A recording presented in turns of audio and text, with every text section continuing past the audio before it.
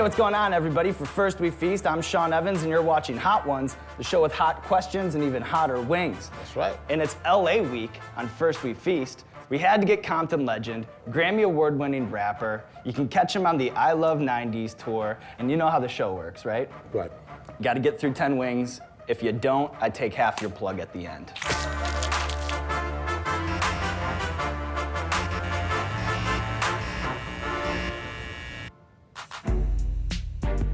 In your cookbook, Cooking with Coolio, 5-star meals at a 1-star price. There's 10 books on my office desk, and that's literally one of them. Okay. And there's an amazing line that you write where you go, "Pimping ain't easy, but it's necessary, especially if you want to fully utilize the power of your kitchen." And I've always wondered, what do you mean by pimping your kitchen? How does one pimp their kitchen? Pimping your kitchen is making sure that your kitchen has everything that you need in order to be successful. So, like a pimp has to have a nice chain, a nice suit, a Cadillac, and some bad hoes. Same thing with a chef. You know, you gotta have all the latest tools to make yourself relevant in the kitchen.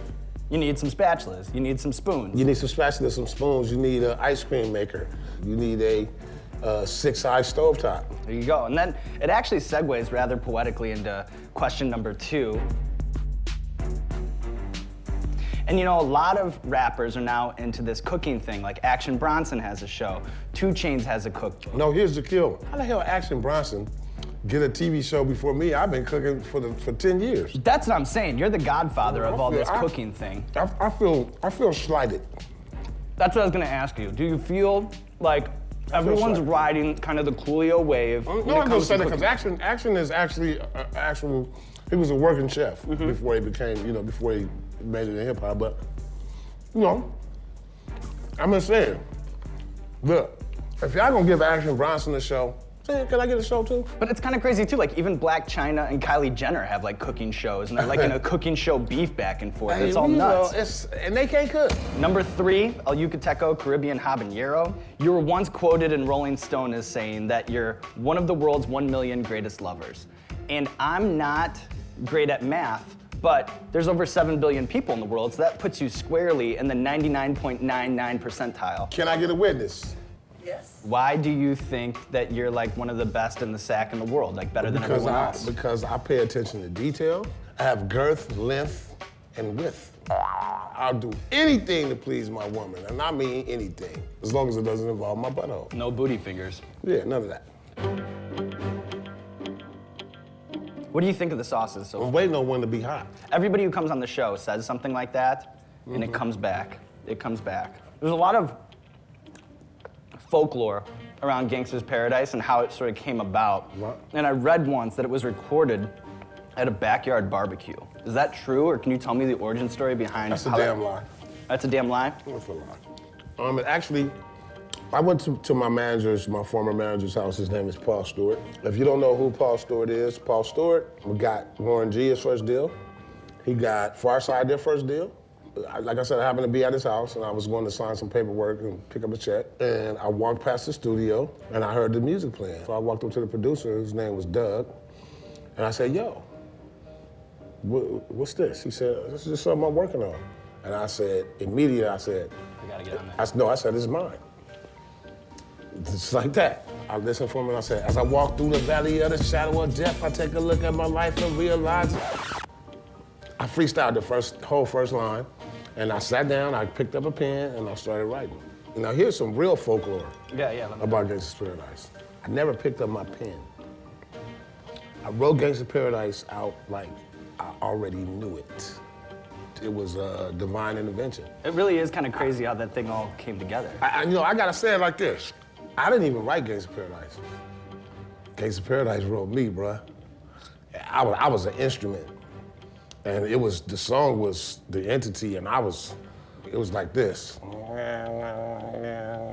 And it wrote itself. You know, and when you have a big smash hit like that, that's like an international, enormous #1, like of the decade type hit. Power and the money, money and the power. Minute after minute, hour after hour, everybody's running, but half of them ain't looking what's going on in the kitchen. But I don't know what's cooking. On paper, it sounds like a great thing, and I know that it changed your life, and it made you an international superstar, and you won a Grammy, and most of what comes out of that is good, but I have to think on some level, maybe like an actor that gets a role that's so impactful, they kind of become like that. Blessing and a curse. That's what I was gonna ask. In what ways is it a curse, I wonder? The people that really like Gangsta Paradise, that's all they want to hear. The next one up is Pain is Good Louisiana Style. That's this guy screaming. I think that this is gonna be the last of our sort of like free throws, and then it's gonna get a little wild after that.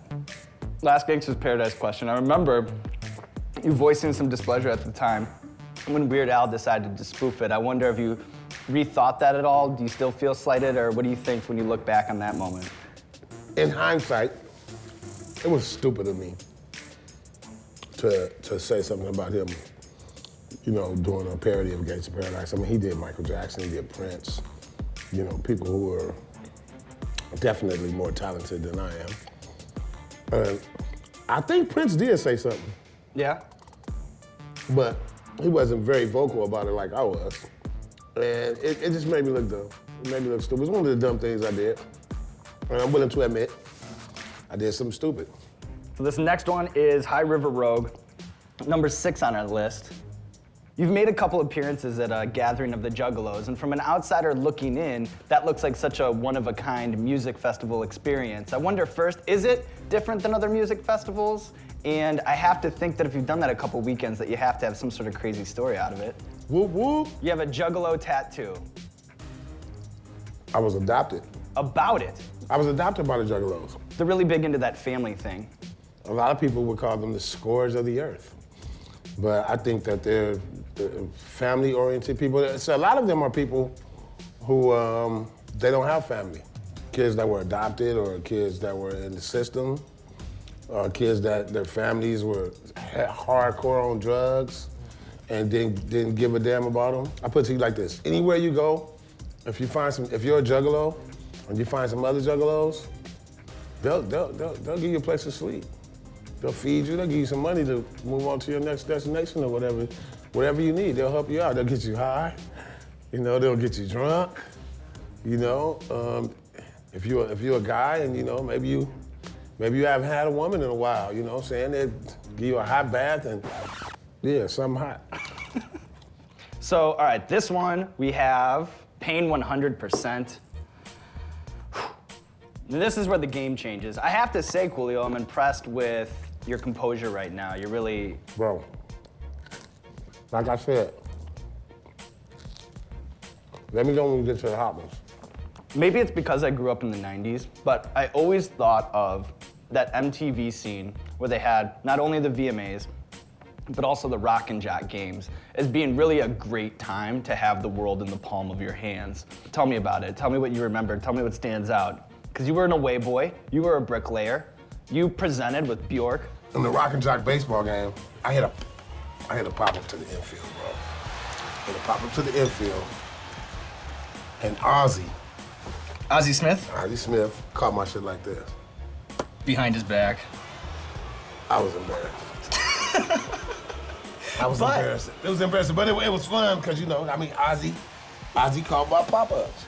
And I remember, like, there's this great, like, Getty Images has all these great, like, Rock N Jock pictures, and I was scrolling at one time, and it was, like, you playing second base with Pamela Anderson on the bag, and I was just like, I just wish something like that existed now, and it just seemed like so much fun back then. I just wish she would have slid in head first. And I, you know, and then ball actually came, I was just getting ready to tag her out, and the ball actually came out my hand. Yeah, it's like, where's the ball? Where's the ball? Safe. This is Da Bomb Beyond Insanity Hot Sauce. We're starting to sweat a little bit. I'm just playing because of the lights. Got nothing to do with the hot sauce, bro. Coolio, not since Gunplay sat in this seat have I seen such bravado. Gunplay, it's all right. I know that you were close to Tupac. As sort of a mentor, I wonder what sorts of, like, what wisdom did you impart on him, and maybe what did he teach you? Tupac taught me that the songs that mean the most to you can sometimes be your biggest hits. Since Tupac passed away, I done some dumb stuff, bro. That I bet you if Tupac was alive, it's things I wouldn't have done. Do you think that you two helped each other, or what do you mean by that? Well, he was more, you know, Tupac and Tretch from Naughty by Nature. They were like that, bro. And me and Tretch is like that. So I got closer to Tupac by being around Tretch. How did you guys connect? Like, what sorts of things did you bond over? Music. We talked about music all the time. Talked about rappers we liked or didn't like. We talked about different styles we liked or didn't like. We talked about old school artists or artists that came before us that we liked or didn't like. This one is Mad Dog 357. Season 1, it was our hottest sauce. Now it's our second hottest sauce. But you're like completely unbothered, so I'm pretty impressed. What bothers you the most about rap in 2016? Biters. Everybody want to be like everybody else. As soon as one person come out with a song, the song does well, everybody comes out with a song like that. Look how many people sound like Future now. And then, you know, no disrespect to Future, but I bet you to Future, he's ready to move on to something else. As an artist, do you feel like maybe things are getting stale, like once people start biting you? Do you feel like you have to differentiate yourself, or how does that work? You have to change your style. When Snoop Dogg first came out, we were in the Compton Hotel. Compton got a hotel. Oh, shit. That's hot. Now, that one was hot, bro. It's kind of time released too, you know? Like you think you're in the clear, and then it sneaks up and gets you. I tell you what, y'all got to send me an attendant to my bathroom tonight. I'm gonna need an attendant. Speaking of Compton, do you have any, what do you think of Kendrick? Do you like Kendrick? Or what do you think of Kendrick? Kendrick's performance at the Grammys brought tears in my eyes, bro. It really did. I thought I did a great performance at the Grammys. After seeing this performance, I now feel like my shit was mediocre. Really? I guess for the time, my performance was good, but his performance was... Sounds like it touched you. It was otherworldly, bro. That's the hot one's difference. That's the hot one's difference. So it's kind of tradition on this last one as we dab, like the last wing. It's this hot sauce. You wanna go first? You're my guest, Coolio. That was rude of me. Whoa, that's a crazy move. This is the craziest move possibly in Hot Ones history. I actually don't even know if, like, you'll survive that. This is, Coolio, this is on you. Whatever happens, this is on you. This is on you. I warned him against it. This is Coolio. Ah!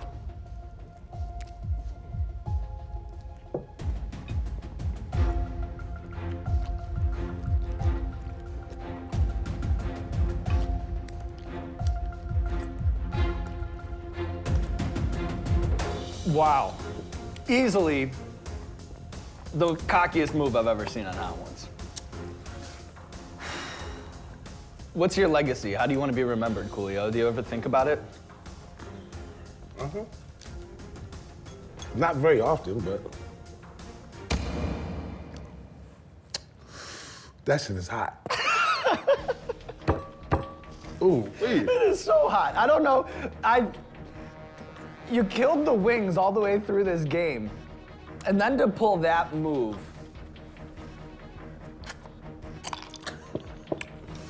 Hold on. Let me get my composure real quick. Forget it. You're not getting your composure. Woo! That shit is hot. Oh, wait a minute, hold on. Like, I'm dying. I just took a drop. I can't believe you just dumped out a full paint can.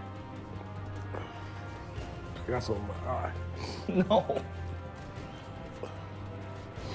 Shit. Give me some more napkins. Here you go. Here you go. Oh, shit. That shit is hot. Okay. like I was saying, I just want people to say, that was a real motherfucker. He was hella cool. You might be remembered for taking that last wing down. I've never seen anything like that. You're more man than I'll ever be, and you made it through. I'm very proud. I'm super impressed. The floor is yours. You have 30 seconds to plug away. I know you're a busy guy. Let everybody know all the projects they got going on. Let them know where they can follow you. Hey, Coolio, come handle this for me. the floor is yours. Hey, come here. I need you to do this for me. I can't talk that good right now. All right, Coolio, calling from the bullpen to get his plug off. A hot one's first. He made it through. Okay, what's going on? Tell them what's going on. Congratulations. Check out the I Love the 90s tour with me, Salt and Pepper, sometimes Vanilla Ice, sometimes Rob Bass, sometimes Tone Loc.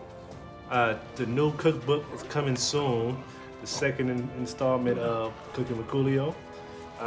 We have new singles being released from Coolio.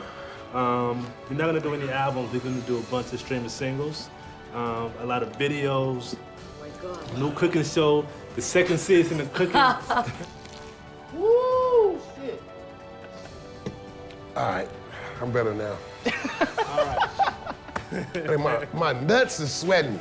And then before we get you out of here, maybe you could challenge somebody else that you think should take on the Hot Ones challenge. Treacherous Wine. I know you ain't gonna do it, but they want you on the Hot Ones, bro. Come get it. Susan's a chronic to get me to the level where I only said. I was always a big fan of the 11s, but you know, I need For you to talk about issues regarding race in Hollywood and beyond. I mean, you're the interviewer and you can't even talk. I'm off my game. I don't want you to do this. That's why I do it. In the Range Rover, boom, boom. Nelly, I love that song. And I mean, I damn near crashed the bus.